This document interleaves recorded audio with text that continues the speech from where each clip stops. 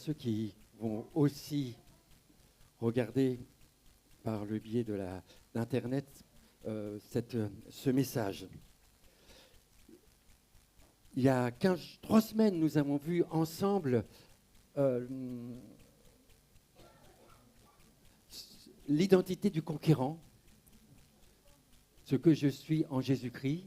Il y a 15 jours, nous avons vu ensemble également l'héritage du conquérant.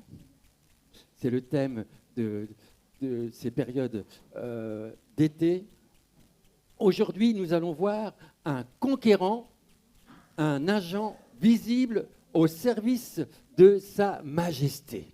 Un conquérant, un agent visible au service de sa majesté.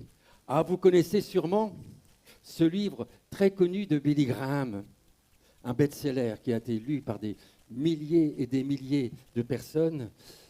Les anges, agents secrets de Dieu. Vous le connaissez, ce livre-là? Oui, certains le connaissent. Lu et relu, lu et relu. Il n'existe plus maintenant. D'ailleurs, on le trouve plus en librairie. J'ai cherché partout si on pouvait encore le trouver. Il n'existe plus en librairie. Un conquérant, un ange visible au service de sa majesté. Et là, les anges, agents secrets de Dieu. Nous voyons dans ce livre ce que nous dit la Bible concernant les anges. Tout d'abord, les anges ont été créés par Dieu pour le servir et pour servir également ceux qui ont été rachetés par grâce, par le sacrifice de Jésus, donc chacun d'entre nous. Ces anges font partie de l'armée céleste, une armée visible aux yeux de Dieu, mais le plus souvent invisible, à quelques exceptions près, de nos yeux. J'ai déjà eu l'occasion, une fois, peut-être 2, mais surtout une fois, je ne vous expliquerai pas, aujourd'hui ce n'est pas le thème, l'apparition d'un ange. C'est un cas très particulier que Dieu aussi s'est resté gravé dans ma mémoire. Donc Jésus dira aussi que sur cette terre, eh bien, il y a une armée qui devrait par contre être visible à nos yeux naturels, aux yeux de tous. Il y a l'armée céleste, invisible à nos yeux, une armée aussi sur cette terre qui doit être visible. C'est l'armée des disciples de Jésus-Christ. Jésus dira dans Matthieu 5, 14 et 16, « Vous êtes la lumière du monde. » Vous, c'est toi, c'est moi, qui, ayant été sauvés par la grâce au moyen de la foi en Jésus, vivons et marchons chaque jour avec Jésus-Christ et le suivons. Et étant dans sa présence, notre union avec Jésus-Christ nous permet de refléter sa lumière. Mais Jésus nous dit, une ville située sur une montagne ne peut être cachée. Nous devons avoir une visibilité, nous devons être visibles. Un conquérant, un agent visible au service de sa majesté. Et on n'allume pas une lampe pour le mettre sous le boisseau, mais on la met sur le chandelier et elle éclaire tous ceux qui sont dans la maison. Un conquérant, un agent visible au service de sa majesté. La lampe n'est pas faite pour être cachée sous un boisseau. Un boisseau, c'est comme un seau, c'est un récipient qui servait à mettre à cette époque-là le grain. Donc, la lampe n'est pas faite pour être cachée sous un boisseau. Elle doit au contraire être placée à la vue de tous. C'est pourquoi que votre lumière luise ainsi devant tous les hommes, afin qu'ils voient vos... Oh, t'es ambitieux, t'es prétentieux, orgueilleux, afin que quoi? Qu'ils voient vos bonnes œuvres. Mais pour qu'ils glorifient votre Père qui est dans les cieux. Les bonnes œuvres correspondent aux actions concrètes et aux bienfaits aux autres, afin que les hommes voient ces actes et glorifient Dieu, le Père. Le but final n'est pas de nous glorifier nous-mêmes, mais le but, c'est que le Père en soit glorifié. L'armée de Dieu, constituée de soldats conquérants, brille, illumine, même au milieu de l'obscurité. C'est d'ailleurs c'est le rôle d'une lampe. de la lumière, d'éliminer l'obscurité. Dans la Bible, il nous est relaté des récits extraordinaires d'hommes, de femmes, de foi, qui ont illuminé leur entourage. Ils ont été des conquérants, des agents visibles au service de Sa Majesté. Ils ont été sur terre des conquérants. Tous ont manifesté leur foi en Dieu par des actions concrètes, visibles. Ces hommes, ces femmes ont manifesté une mentalité de conquérants. Plusieurs sont nommés ou en fait allusion. Dans la liste des héros de la foi, dans Hébreux 11, nous lisons au verset 30, c'est par la foi que les murailles de Jéricho tombèrent, après qu'on eut fait le tour pendant 7 jours. C'est la foi de Josué, bien plus que celle du peuple que l'auteur loue ici. Et une foi dont la valeur est dans la parole de Dieu. Josué, malgré le fait de faire quelque chose, on va dire, presque d'absurde, faire le tour de la ville de Jéricho, et de sonner de la trompette, Josué a obéi par la foi. D'autres héros sont nommés dans une liste non exhaustive, verset 32. Et que dirais-je devant tous ces héros de la foi? Et que dirais-je en chœur? Car le temps me manquerait pour parler de Gédéon, de Barak, de Samson, de Jephthé, de David, de Samuel et des prophètes qui, par la foi, vainquirent des royaumes, exercèrent la justice, obtinrent des promesses, fermèrent la gueule des lions, éteignirent la puissance de feu, échappèrent aux tranchants de l'épée, guérirent de leur maladie, furent vaillants à la guerre, mis en fuite des armées étrangères. Tous ces héros de la foi ont manifesté leur confiance en Dieu par des actions visibles, par des actions concrètes, non seulement pour vaincre, comme nous l'avons lu au verset 33, non seulement pour vaincre, mais aussi pour obtenir des promesses. Ils ont vaincu des armées, mais ils ont aussi obtenu les promesses que Dieu leur avait faites par la foi. Mais aussi, verset 34, guérir de leur maladie. Des héros de la foi qui, par leur foi, ont été guéris de leur maladie. Comme je l'ai dit il y a 15 jours, il me semble le pays de notre conquête aujourd'hui, c'est le pays des promesses de Dieu pour nos vies. Alors mes bien-aimés, manifestons ensemble la mentalité de conquérant pour obtenir les différentes promesses qui sont devant nous et qui sont oui et amen en Jésus. Oui, Jésus va dire oui quand on lui réclame les promesses et nous y ajoutons notre amen. Alors, pour nous aujourd'hui, posons-nous cette question. Que dit-on de ta foi? Ton entourage. Que dit ton entourage de ta foi? Parce qu'elle doit être visible. La foi s'exprime, entre autres, par la mise en pratique de la parole, à travers des actions visibles au quotidien. Que dit-on de ta foi au quotidien? Il n'y a aucune ambiguïté sur ce principe spirituel. En effet, la Bible est claire sur ce point. Dire « j'ai la foi » sans l'accompagner d'actes concrets et visibles ne sert à rien.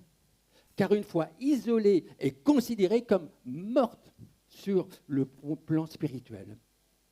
Cette formulation fait directement référence au texte biblique de l'épître de Jacques, au chapitre 2, verset 14. Mes frères, que sert-il à quelqu'un de dire qu'il a la foi s'il n'a pas les œuvres? Si ça ne se voit pas, c'est beau de dire j'ai la foi, j'ai la foi, j'ai la foi. Oui, mais c'est bien beau. Mais est-ce qu'il y a des œuvres qui prouvent que tu as la foi? La foi ne s'atteste pas que par des déclarations verbales. Il ne suffit pas de dire je crois, Je crois que Dieu peut faire tout. Je crois ceci, je crois cela. La foi se manifeste et prend vie à travers des actions concrètes et visibles. Écoutons Paul, qui parle de la foi des chrétiens de l'église de Thessalonique. 1 Thessaloniciens 3,6. Mais Timothée vient de nous arriver de chez vous. Il a vu des choses. Et il nous a donné de bonnes nouvelles de votre foi. Il vient de Thessalonique et il a des bonnes nouvelles. Leur foi est en bonne santé. Ça se voit. Et aussi de votre. Tu peux. Kai, viens. La porte semble fermée. On va aider Kai à ouvrir le portail. On arrive à ton secours. Paul se faisait du souci de la foi de ces chrétiens à cause des temps difficiles qu'ils traversaient. Mais il reçut de bonnes nouvelles de leur foi, non seulement de leur foi, mais aussi de leur amour. Leur foi qui, entre autres, se traduisait par des actes d'amour, les uns envers les autres. Malheureusement, tous n'ont pas ce même témoignage. Malheureusement, ce n'est pas toujours le cas d'autres chrétiens. Paul écrivait, en écrivant au jeune disciple Timothée, parlera de certains croyants qui ont fait naufrage par rapport à la foi. 1 Timothée 1, 19. D'autres, 1 Timothée 6, 10, à cause de l'amour de l'argent.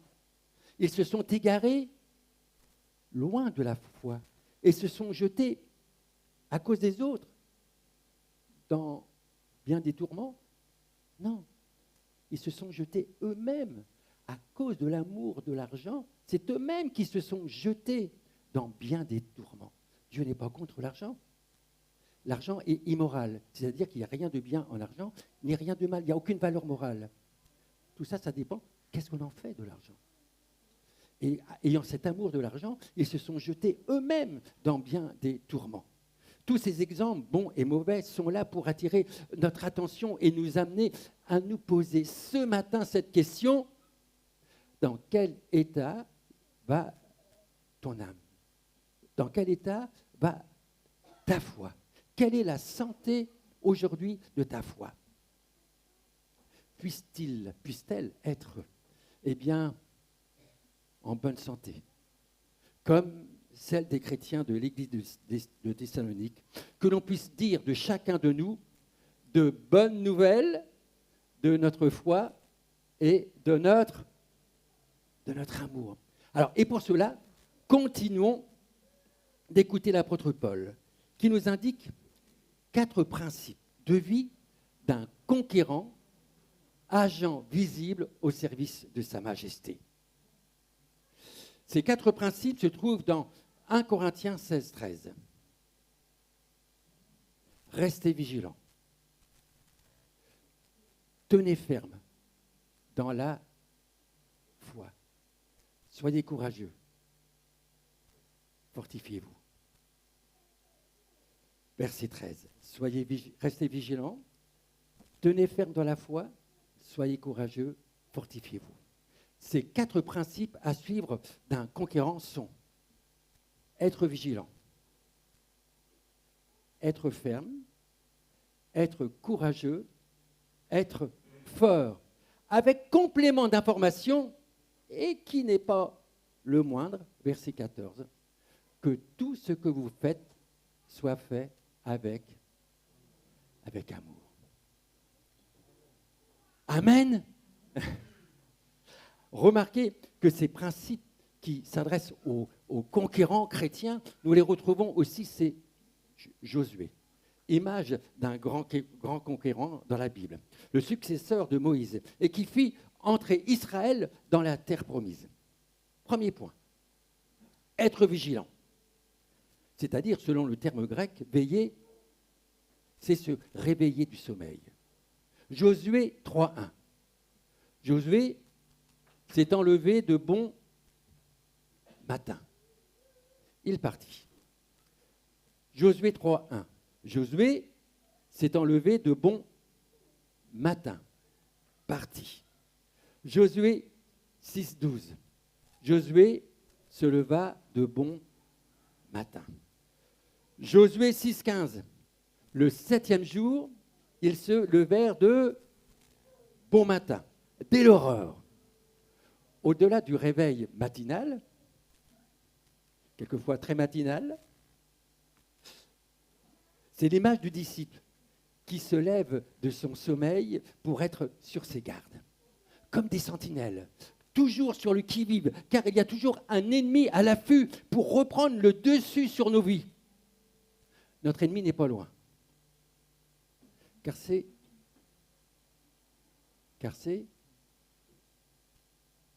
nous-mêmes. Il n'est pas loin. Notre moi, notre vieil homme. C'est pourquoi Jésus dira, Luc 9:23, si quelqu'un veut venir après moi, qu'il renonce à lui-même, qu'il se charge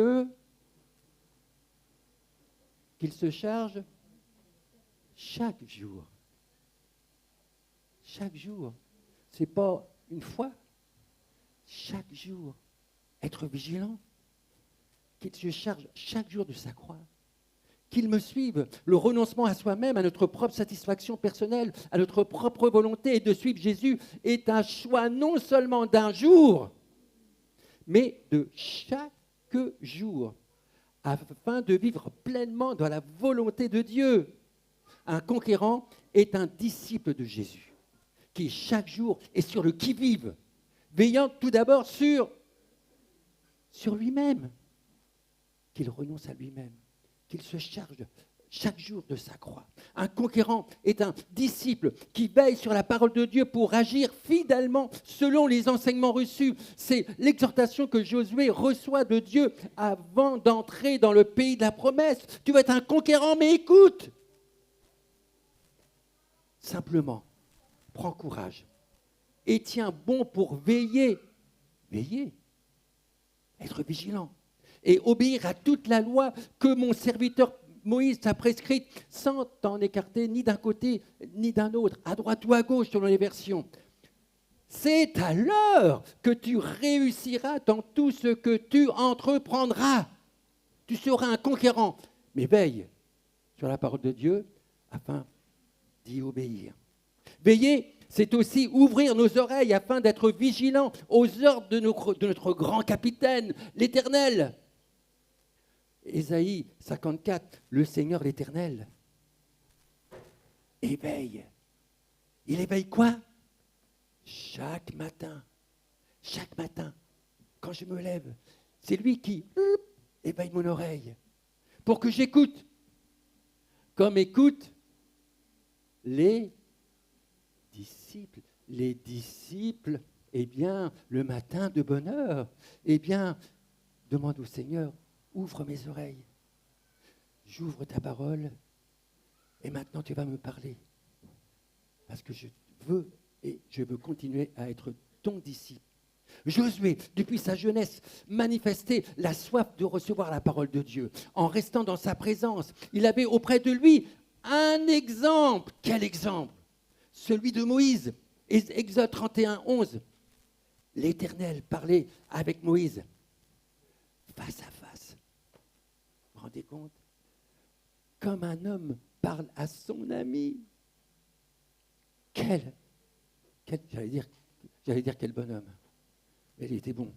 Mais quel homme, face à face. Il parlait à Dieu comme un ami. Puis Moïse, retourné au camp, mais son jeune serviteur, Josué, fils de Nun, ne sortait pas du milieu de la tente. Quel exemple donnons-nous à nos enfants, à notre jeunesse, de notre vie de prière en action? Josué entendait, voyait Moïse qui, sous la tente, priait face à face, comme un ami avec Dieu. Moïse sortait de la tente et Josué disait, moi je veux être comme Moïse. J'ai un exemple, je veux continuer. Il est resté dans la tente. Quel exemple donnons-nous à nos enfants? Sommes-nous vigilants dans le domaine de la prière? À chacun d'y répondre. Un conquérant est une sentinelle qui veille en ouvrant ses yeux pour avoir une bonne vision. Josué, ce conquérant, 6:2, l'Éternel dit à Josué, vois, ouvre tes yeux, vois, je livre entre tes mains Jéricho et son roi, ses vaillants soldats. Ouvre ses yeux. Être réveillé, c'est sortir de son sommeil et d'éveiller le héros qui sommeille en toi. Joël 3:9, réveillez les héros. Réveillez les héros. Pas les héros, hein. Il n'y a pas de liaison, hein. Réveillez les héros. Et chacun de nous, aux yeux de Dieu, il y a un héros qui sommeille. En chacun de nous, aux yeux de Dieu, il y a un héros qui sommeille. Il a besoin d'être réveillé, là. Il y a un héros en toi. À toi de le réveiller. Réveiller les héros. Il y a un héros en toi et qui a de l'autorité donnée pour Jésus, pour dominer sur tes ennemis. Il y a un héros pour être un conquérant afin de marcher sur la puissance de l'ennemi. Luc 12:10-19. Voici, je vous donne l'autorité de marcher. Je vous donne, Jésus nous donne. Je vous donne l'autorité de marcher sur les serpents et sur les scorpions et sur toute la puissance de... Il y a un héros en toi qui doit se réveiller pour que tu marches sur la puissance de l'ennemi avec cette promesse et rien ne vous nuira.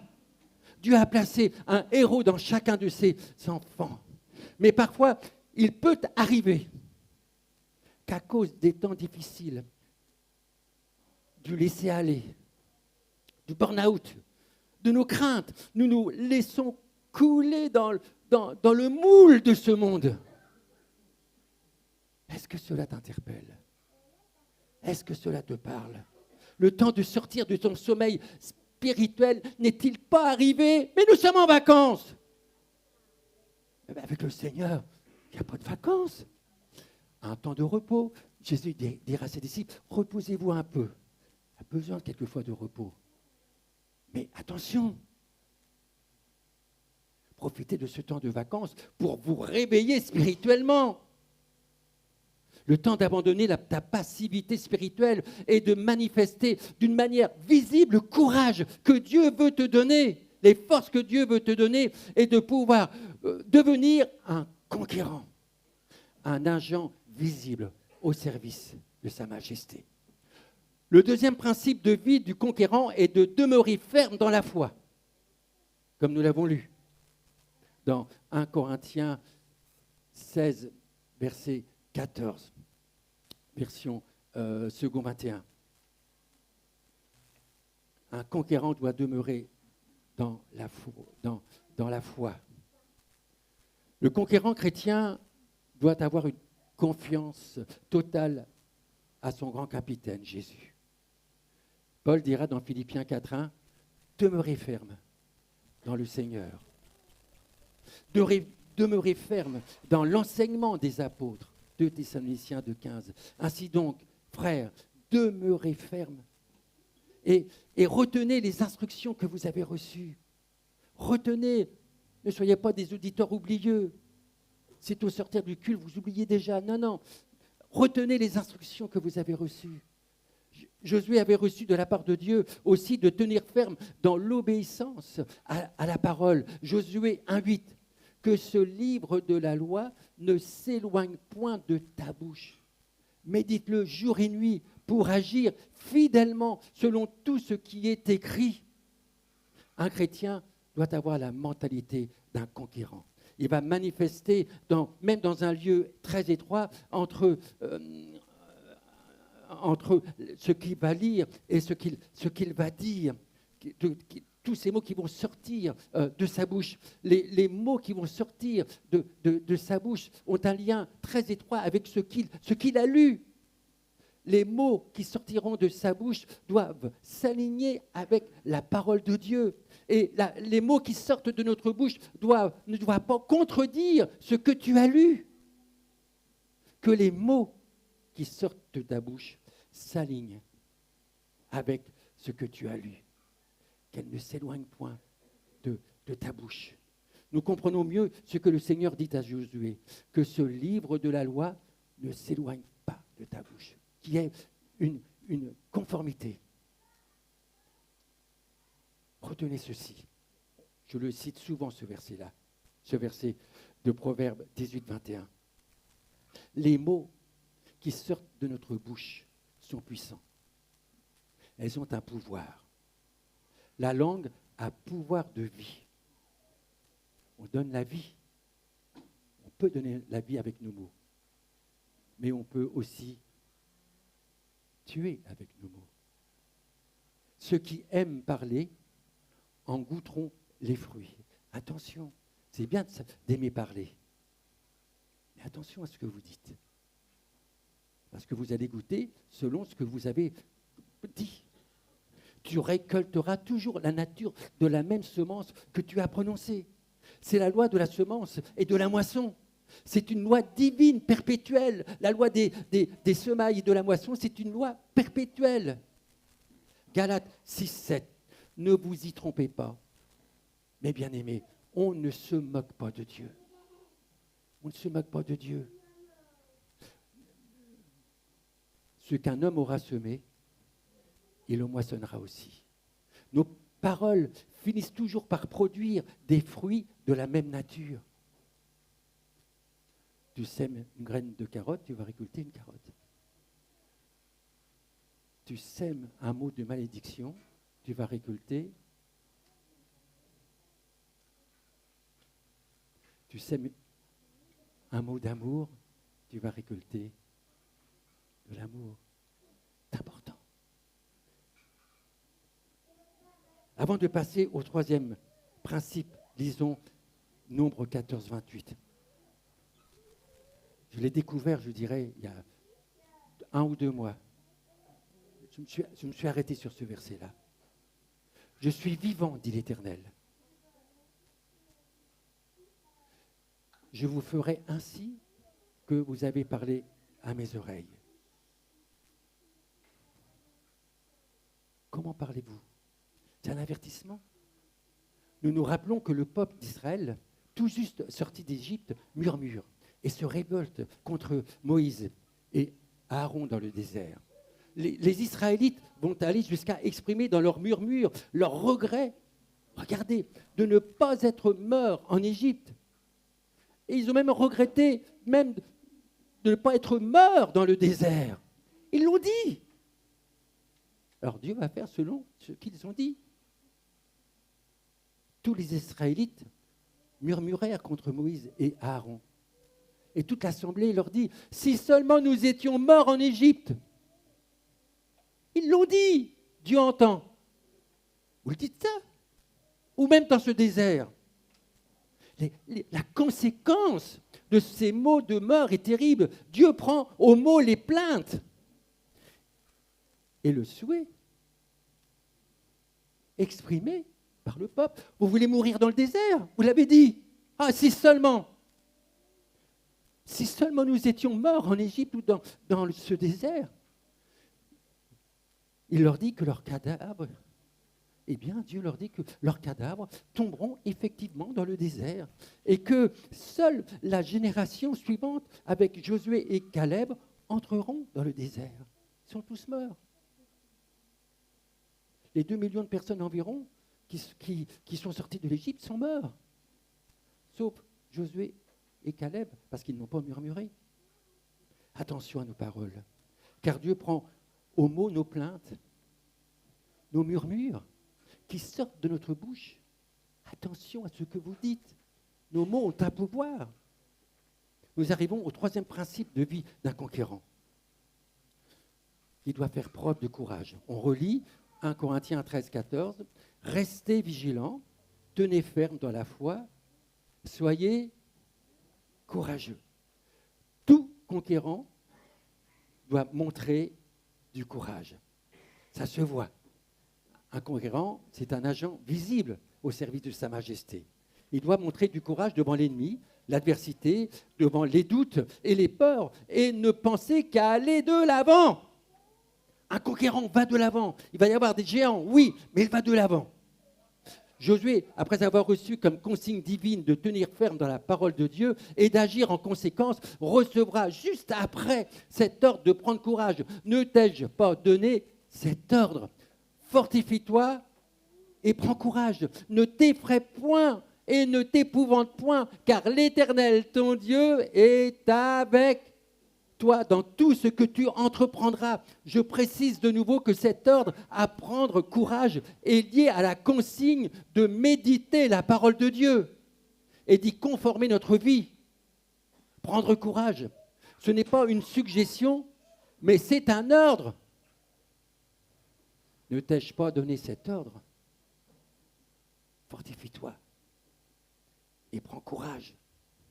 Le courage demandé ne vient pas de capacités purement humaines, mais de la présence active de Dieu. Car l'Éternel, ton Dieu, est avec toi. Alors prends courage, je suis avec toi. Enfin, le conquérant, doit être fort, pas de la force humaine, mais de la force divine. Éphésiens 6,10, fortifiez-vous dans le Seigneur et par sa force toute puissante. Fortifie-toi. Josué, lui aussi, a été exhorté à être fort. Josué 1, 6, fortifie-toi, prends courage, car c'est toi qui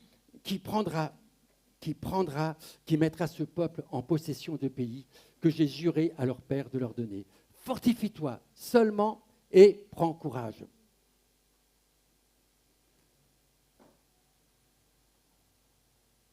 Ces 4 principes sont suffisants pour n'importe quel conquérant. Pour n'importe quel conquérant. Être fort, demeurer ferme, se fortifier. Mais pour le conquérant faisant partie de l'armée de l'Éternel, il manque un élément essentiel. Agissez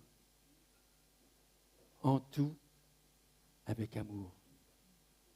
Sans amour, tous ces principes qu'on a cités, ces 4 principes qu'on a cités, perdent leur importance. Si le chrétien perd son amour, il perd tout. On connaît bien sûr 1 Corinthiens 13. Si je parle les langues des hommes et même des anges, mais que je n'ai pas l'amour, je suis un cuivre qui résonne ou une cymbale qui retentit. Si j'ai le don de la prophétie, la compréhension de tous les mystères et toute la connaissance, si j'ai même toute la foi jusqu'à transporter les montagnes, mais que je n'ai pas l'amour, je ne suis rien. Et si je distribue tous mes biens aux pauvres, même si je livre mon corps aux flammes, mais que je n'ai pas l'amour, cela ne sert à rien. L'amour est patient. Il est plein de bonté. L'amour n'est pas envieux. L'amour ne se vante point. Il ne s'enfle pas d'orgueil. Il ne fait rien de malhonnête. Il ne cherche pas son intérêt. Il ne s'irrite pas. Il ne soupçonne pas le mal. Il ne se réjouit pas de l'injustice, mais il se réjouit de la vérité. Il pardonne tout. Il croit tout. Il espère tout. Il supporte tout.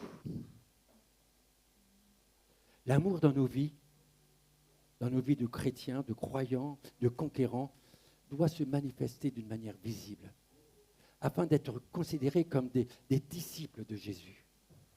Jésus dira, Jean 13, 35, « À ceux-ci, tous connaîtront que vous êtes mes disciples. » quand vous ferez de grands miracles, quand vous ferez des grands prodiges. Non. Tous connaîtront que vous êtes mes disciples si vous avez de l'amour les uns pour les autres.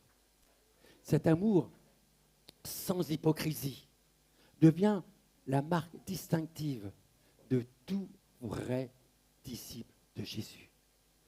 Ce n'est pas les miracles qui font de nous des disciples. C'est la signature de l'amour que nous avons les uns pour les autres.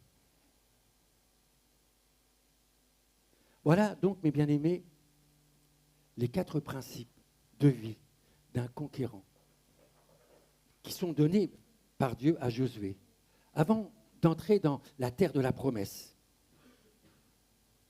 Il va rencontrer des obstacles. Il va rencontrer des adversaires, de l'opposition, des géants. Tout cela pour l'empêcher de prendre possession de la promesse de Dieu. La Canaan, terre promise. Relisons le verset 13 de 1 Corinthiens 16. Restez vigilants. Tenez ferme. Tenez ferme dans la foi. Soyez courageux. Fortifiez-vous. Ces 4 principes à suivre d'un soldat conquérant sont d'être vigilant, nous l'avons vu en détail, d'être ferme, d'être courageux, d'être fort. Restez vigilants, tenez ferme dans la foi, soyez courageux, fortifiez-vous. Fortifiez-vous. Que tout ce que vous faites soit fait avec amour.